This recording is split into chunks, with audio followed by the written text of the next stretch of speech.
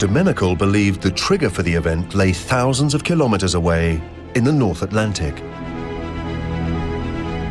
The North Atlantic Ocean's natural circulation creates a conveyor belt of water that transports heat from the tropics northwards towards the pole. As this heat is released gradually into the atmosphere, it affects the weather around the world, especially in Europe and North Africa.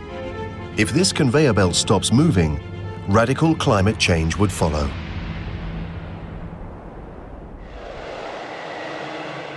Climate models show that parts of Europe and North America would experience a mini ice age, while the rest of the world would heat up. Climate changes that we see in the North Atlantic at that time coincides perfectly with the onset of dry conditions in the Middle East at 4,200 years ago. And in Ethiopia, the rains would stop falling. Since that's where the Nile draws most of its water from, 80% of Egypt's water supply would dry up. The climate change was so significant, the most advanced civilizations on Earth could do nothing to protect themselves.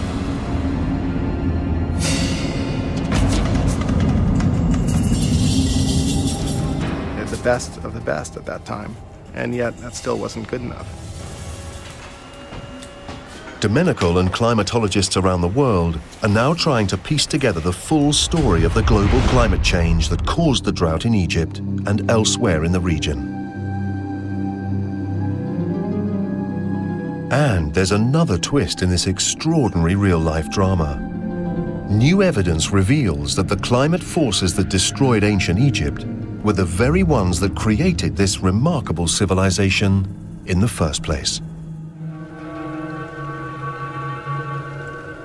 On top of a cliff overlooking the Nile in the Egyptian city of Aswan sits a series of inscriptions carved in the rock.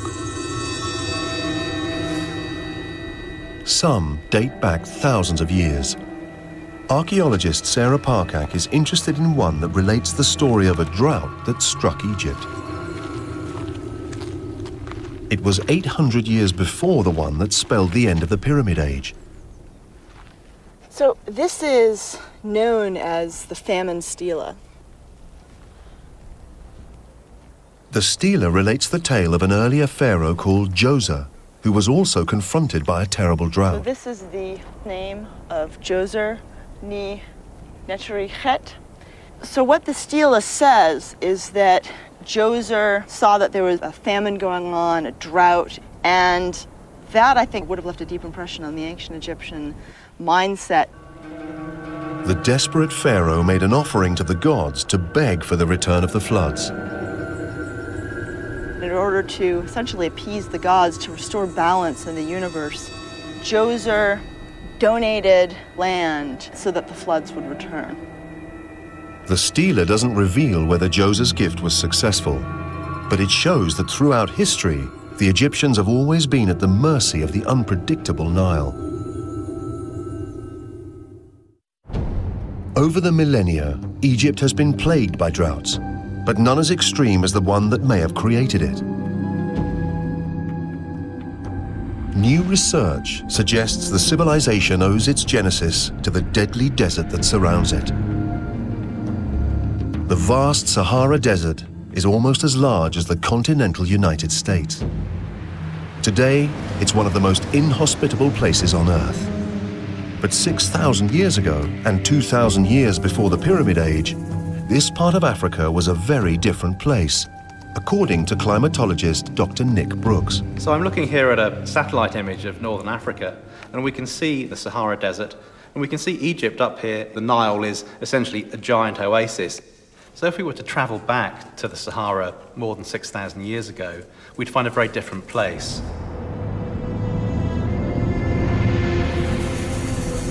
Savanna, woodland, lakes, rivers, and the Sahara then would have been populated by quite a large human population. But 6,000 years ago, North Africa was home to hunter-gatherers who lived a nomadic existence in close communion with the land. But then something happened. The monsoon began to retreat, there was a collapse of the vegetation system, and the rains disappeared. An abrupt change in global climate caused a massive interruption in weather patterns worldwide. The transformation of North Africa from verdant grassland to desert was also caused by changes in the currents in the North Atlantic.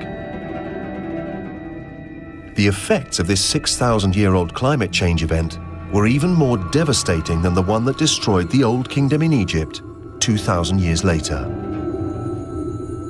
The desertification of North Africa was swift and deadly. People would have seen very, very dramatic changes within the course of a human lifetime. They could look out at barren areas that they could remember once upon a time being green and productive.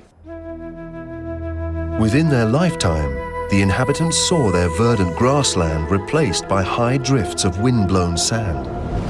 The people of the Sahara had no other choice but to flee the region or die. In search of water, they migrated east to the fertility of the River Nile. What a beacon the Nile Valley is. It really represents one of the last refuges. We can see this strip of green going through this otherwise barren desert, the last and the greatest oasis in the Sahara. The Nile Valley acted like a magnet, drawing together different people, all driven here by the fundamental climate change. Out of their adversity, they created one of the great cradles of civilization. This story of what happened thousands of years ago lives on in the archaeological record of ancient Egypt, according to Dr. Fekri Hassan. Maybe part of the ancestral memory, the time of the pyramid building, was that the desert were green and their ancestors lived there. One possibility is that these pyramids are actually resembling the hills of the desert. Without this dramatic period of climate change, the Old Kingdom of Egypt might never have existed. But this booming empire was always vulnerable to forces far beyond its borders or its understanding. The people of ancient Egypt believed their pharaoh was a living god and would protect them.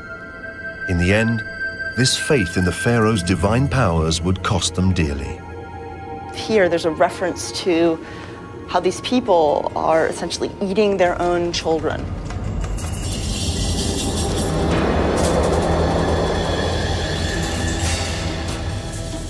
Dr. Sarah Parcak has tracked the destructive effects of the drought to the extreme north of the country, where it sapped the flow of the Nile.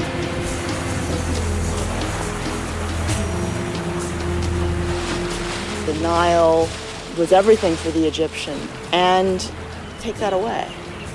Imagine you took away all of our electricity, you took away all of our water, you shut our highways down, you closed all the supermarkets in a big city. What would that do to us? To trace the aftermath of the drought, she travels upriver to Luxor. Parcak suspects this is one of the only places that was spared because of its proximity to the source of the Nile. Cut into the cliff is a tomb dating back to the Dark Age during and after the drought. It belongs to a nomarch called Anktifi. Will Parcak find evidence here of how life continued and what happened elsewhere in the kingdom during the drought?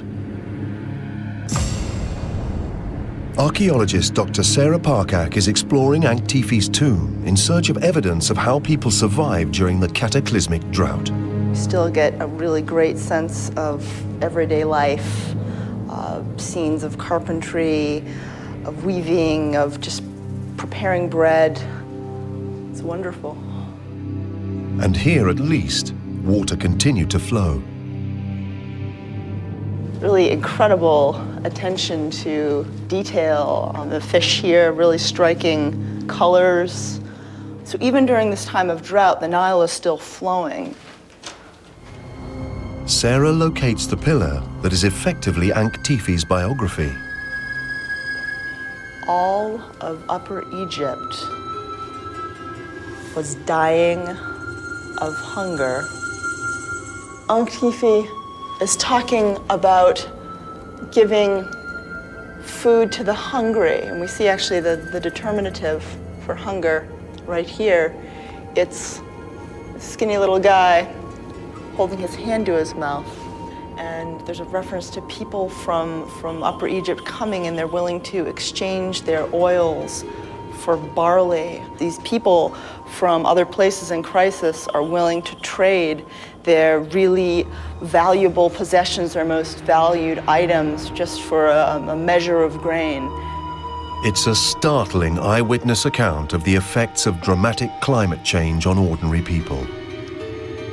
There's a description here of people being like locusts. Anytime you have a reference to locusts, you just think of a time of tremendous crisis, a time when you completely lose control of the land surrounding you.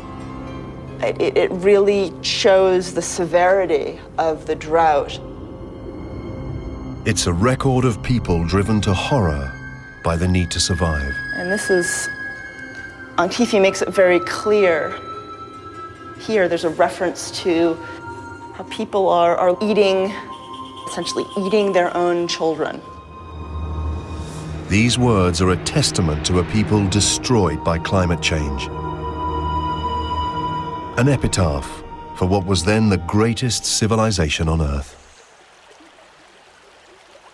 Eventually, Egypt did recover. The Middle Kingdom rose from the ashes of the old, but it was a different kind of civilization. The pharaohs were no longer considered divine or in control of the environment anymore. It is a social revolution, revising the way the ruler deals with people. Hassan believes the new line of pharaohs invested not just in pyramids, but in dams and reservoirs. He's now drilling for evidence of these. These reservoirs were an insurance policy against future droughts, and Hassan maintains a testament to human adaptability. The history of humanity is really coping with climate change. People are creative, so they always come up with new things, and the environment is not stable. So between these two, you are always getting a change. For now, the Nile continues to flow. 80 million people are just as dependent on the Great River as those who suffered so terribly after the failure of the Nile floods 4,200 years ago. And modern Egypt is steadily building over its archaeological history, erasing its own record of ancient climate change. Sarah Parkak estimates that within 70 years, most of the delta sites will have gone. Every year you come back to a site and either it's entirely gone or it's almost gone. For any given site, you are literally erasing thousands of years of history.